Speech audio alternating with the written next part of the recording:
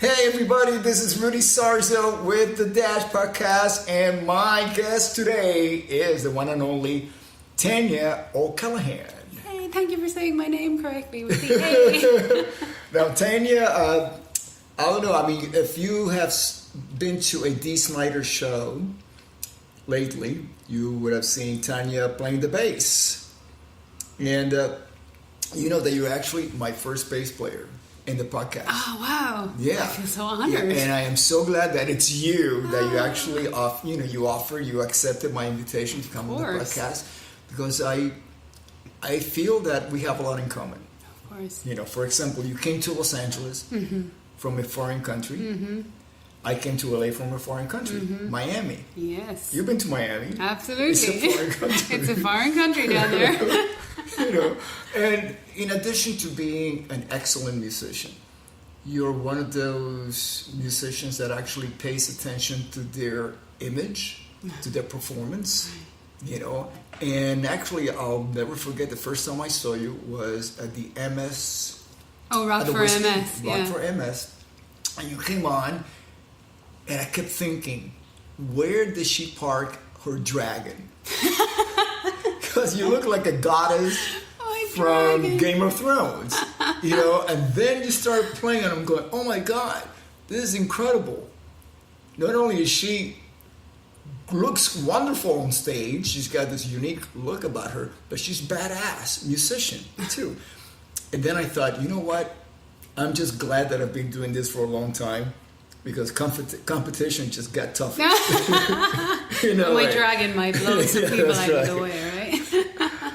We've known each other since for a while. You know, we do some of the same events. Mm-hmm. And when Valerie from Rock and Roll Fantasy Camp asked me if I could recommend a bassist, you were the first name. Actually, I think you were the only name. Wow, I really appreciate that. Because I thought, you know what? I am probably going to be very busy with the Guess Who. Mm-hmm.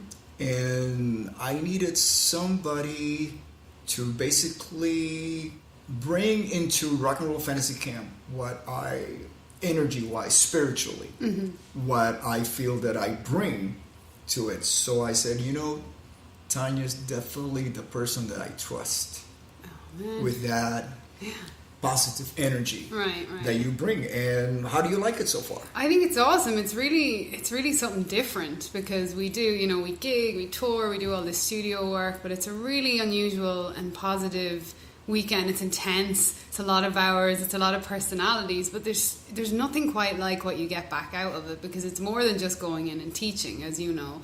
You're being put in a room and in a scenario with a group of people who would never meet under any circumstances, like dentists and lawyers and, you know, marketers and then musicians.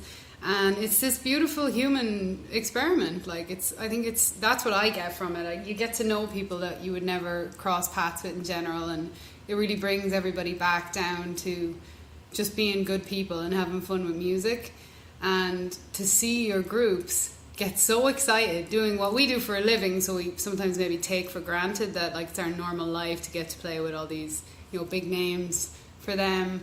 So it's really something special, especially because a lot of it's adults. It's unusual. I've taught a lot of kids before, but seeing these, like, grown retired men turn into teenage boys, get so excited. Yeah, I'm really loving it. It's really unique. I'm glad. I knew that you were going to be the perfect addition to the family of Rock and Roll Fantasy Camp. As a matter of fact, you just did the one with Buddy Guy. I just did the one with Buddy Guy in Chicago, and it was actually worked out perfectly, because I was coming back from Europe, and it was on my way back in Chicago, and I was kind of burnt out after being in Europe, and then I got into that camp, and I'm like, oh my God, we're going to play with Buddy Guy this week, because, you know, you're so busy getting everybody ready and doing your master classes and making sure everybody's good, and then you get on the stage, because when you're the bass player in the group, I'm like, oh my God, Buddy Guy is right beside me. I'm going to savor this moment. So it was really spectacular. Of all the people that we've performed with the camps, he's a living icon. He's like 82 years of age, and he's just came out and started playing whenever he wanted, wherever he wanted, and it was fabulous. Fabulous, really unique experience. Now, when you were growing up in Ireland, which part of Ireland are you from? I'm from a little town called Mullingar, which is in the very middle of the Republic of Ireland. It's the south. But it's basically the very centre. It's called Westmeath, the county, and it's a small town. What kind of music? I mean, radio stations, were they playing everything? Were you listening to satellite radio? Yeah, well, we actually have a very musical town. There's a lot of bands that came out of Mullingar, and when I was growing up, my dad was in kind of small time promotion stuff, so all the local venues, and we had a lot of show bands back home. The show band thing was a big thing. The big show, I don't know if you have the same thing here, but like 12, 15 piece bands. We used to have those back in the 60s. Yeah, so there's a lot of that, and we had like a famous show band man called Joe Dole, and they basically owned the town, and there's a lot of venues, and then there were so many bands always. Everyone was either playing in a band or hanging out with a band, or we went to see music all the time when I was a teenager, because I didn't start playing until very late. I was just around bands before that. So it's just a very musical town by nature anyway. How old were you when you did your first gig? I only picked up the bass when I was like 17. 17? Yeah, I was really pretty much like myself. Yeah, 17, 18, the first year or two was like trying to figure out how to hold and play this thing because I'm self-taught. And I think I played my first gig when I was about 18, 17 and a half, 18. I was barely playing. And I joined my cousin's metal band, really heavy metal band called Severed. And we used to play these tiny... Severed! Yeah, it was so funny because we had this drummer that had like the biggest kit you've ever seen. That was so unnecessary. 2 bass drums, just stacks and stacks of toms, and we used to hang these upside down crosses. Like, I don't know why, we were like rebellious teenagers. It's metal. It was so metal, and we played these tiny venues, and I would carry in this giant rig that I would nearly break my back carrying. It was so funny when I look back, and we play in the corner of a pub and blast out this stuff in like drop C sharp. And I could barely play. It was funny. It was so funny, but I think that's what teaches you so much, diving in the deep end young and playing gigs. Yeah, but you've also had a formal education. I went later, so I started playing the bass. I did this music course. I started, but I actually joined as a drummer. I wanted to be a drummer. I had like 5 lessons, and I was like, I'm going to be a drummer. Really? And I didn't have a kit. I mean, I saved up, and I got this kind of really cheap acoustic kit with these cymbals that would like bend when you hit them. It was super funny. So anyway, I got this Figarian notion in my head that I was going to be a drummer. So I left school and I was like, I'm going to join this local music course. And then I went enrolled as a drummer, and they only had an electronic kit, and I played it the first day. It was those old Roland V kits. Yeah. I played it and I was like, ugh, I don't like this at all. It was rubber pads. They've made them better now. But so I basically dropped my drumming career on day 2. And I seen there's all instruments in the course. How come the switch from bass to drums? Well, so I basically just hated the feel of playing that kit, and I was trying to practice. I know, but what made you, want to go into drums? So I started with drums. Oh, you started with drums. Yeah. So this is before you were 17 then? Yeah, this is like, 15, 16, started messing around getting lessons. But, it was super funny because I straight away hated the electronic kit. And it was actually a blessing in disguise because I was kind of, down and out. My drumming career was ending within 2 days of this music course. And I was only, 17 or so. And I seen a local bass player practicing in one of the side rooms, who's now still a good friend of mine, Niall Masterson. And he was playing all this melodic stuff. I'd never heard bass in this context. And I was just so drawn to it. I remember standing looking in the little window into the room on the door, and I was just mesmerised because he was playing some Jacko and some Primus, and he was just playing like chords with harmonics. I was like, wow, what's that? I want to do that. And the next day I asked if I could switch to bass, and the rest is history. Wow, wonderful. What was your first real bass? I had a bass on loan for the longest time because I couldn't afford one. It was like just working in little local jobs. I had a G&L, a Gibson G&L. Oh, those are nice. That the guitar teacher, because there was no bass teacher, he had got one into because this wasn't like a college, this was like a local kind of community school for kids who wanted to try and do the music thing. And he let me borrow that for the first year or so while I did my grade exams. So I started to study the grades, and I had that G&L, and then when I finished the course I had to give it back because it wasn't mine.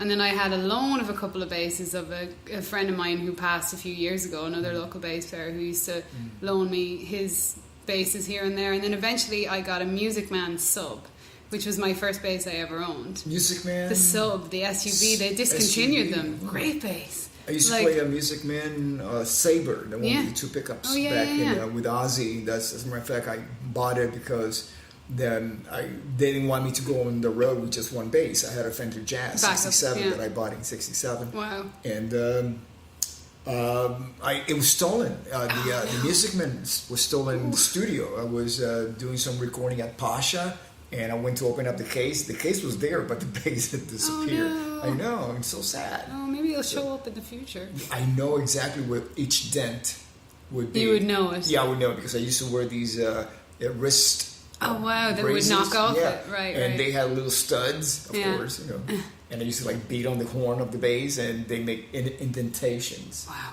On the so if on you the see horn. it, look out for the Music Man Sabre. Anyone who's listening out there with the dents from Rudy's bracelet. I know. I mean, I've had a couple of.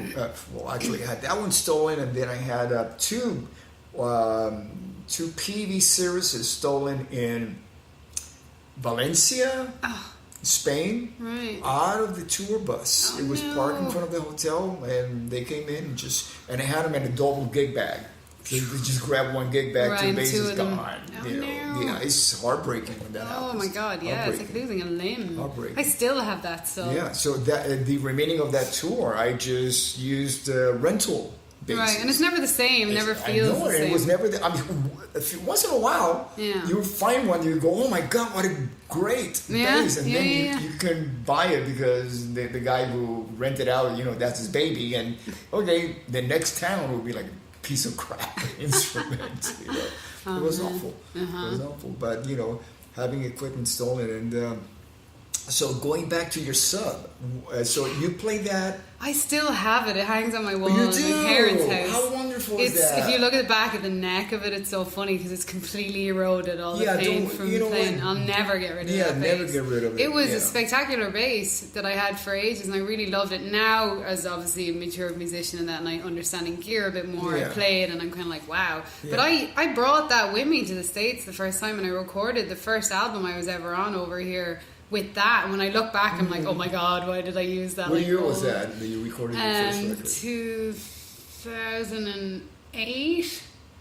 2009, was it? Maybe it was 9 or 10. She's on terrible years. But it wasn't here, it was in Arizona. But it's in Arizona? Yeah.